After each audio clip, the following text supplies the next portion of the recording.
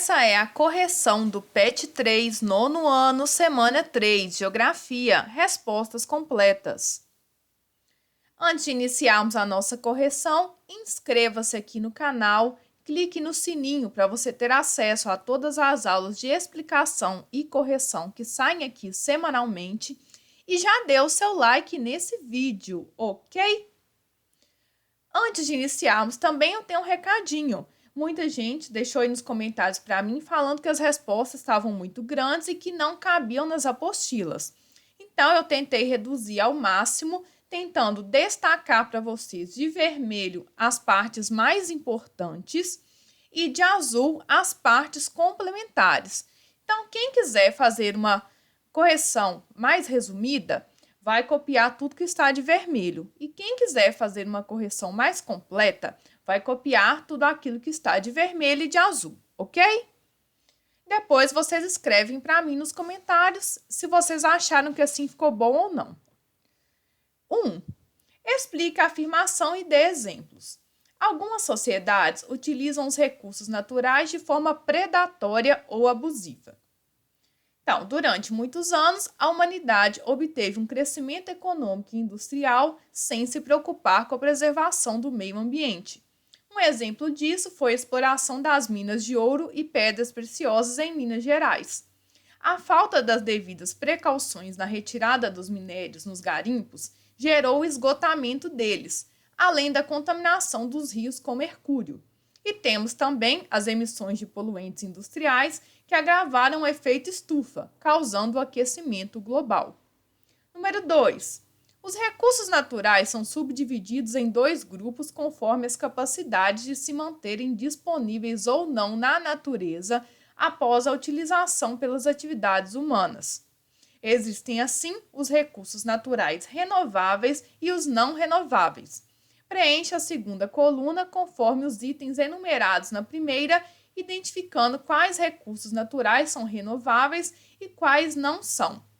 Pessoal, se vocês quiserem ter acesso à explicação sobre essa matéria para poder entender as diferenças entre os recursos naturais, renováveis, não renováveis, vocês devem assistir a explicação da matéria. A gente tem um vídeo aqui no canal. Para isso, basta vocês clicarem no izinho que vai aparecer aqui em cima, ou então, ao final dessa aula, vocês clicam no card que irá aparecer, tá ok? Na telinha final.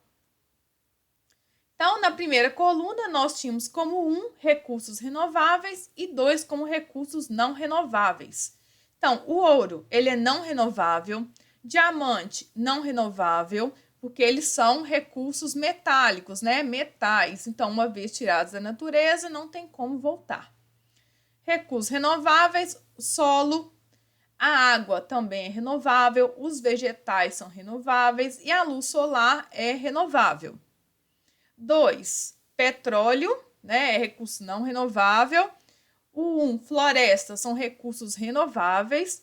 E o gás natural, que é o último, é recurso não renovável. Se vocês quiserem entender a diferença, por que um é, o outro não é, vocês tiverem dúvida nessa numeração, assistam o vídeo de explicação.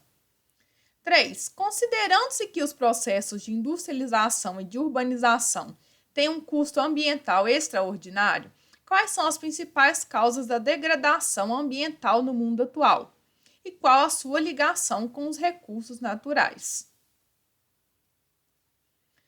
Então, no 3.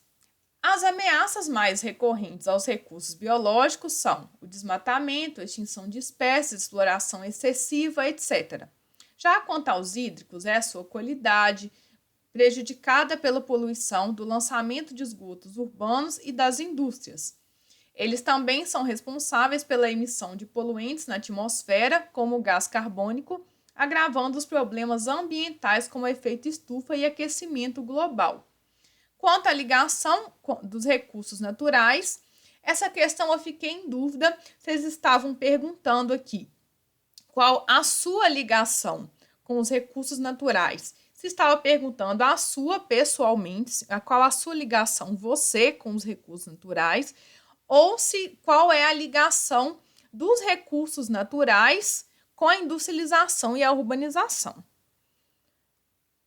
Então, se for apenas sobre a ligação entre a urbanização, as indústrias, seria essa resposta completa anterior. Agora, se você quiser falar sobre a sua ligação com os recursos naturais, eu coloquei uma sugestão aqui. Eu procuro preservá-los respeitando os princípios da sustentabilidade. Número 4. Em sua opinião, que atitudes importantes cada cidadão pode tomar em defesa dos recursos naturais e do meio ambiente? E as indústrias? Então, no 4, o cidadão pode cuidar do meio ambiente com pequenas atitudes diárias, tais como evitar o desperdício da água, jogar o lixo no local correto, etc. Já as indústrias devem se preocupar com a destinação do lixo, colocar os filtros para diminuir a emissão de poluentes e cumprir a legislação ambiental. Na 5, nós tínhamos uma charge que demonstrava que, olha, enquanto isso na Amazônia em 2059. A árvore era assim, desse jeito, Juquinha, tá vendo? Que barato, vovô. E aqui a árvore está num museu arqueológico. Então, analisando a charge com essa matéria, a charge está datada com o ano de 2059, ou seja, remete ao nosso futuro. Assim, ela sugere que devemos utilizar os recursos naturais de maneira mais consciente, pois eles são necessários para nós, seres humanos, hoje e também no futuro, como ensina os princípios da sustentabilidade. Se cuidarmos do meio ambiente, assim como a geração do vovô na charge, se não cuidarmos, apenas conheceremos a natureza como algo que não existe mais, sendo disponível para visualização apenas no museu. A geração do vovô possuía os recursos naturais, mas não soube utilizar de forma consciente, e eles se esgotaram. Por isso, a geração de seu neto não tem mais acesso a tais recursos. Nós temos aqui um vídeo no canal falando sobre a importância da Amazônia e os problemas que ocorrem lá com relação à degradação dos recursos ambientais. Se vocês também quiserem, pode clicar aqui no izinho ou então nesse vídeo que está aparecendo aqui na tela final, ok? Obrigado por terem ficado até o final da aula. Dê o seu like, inscreva-se e até a próxima. Tchau, tchau!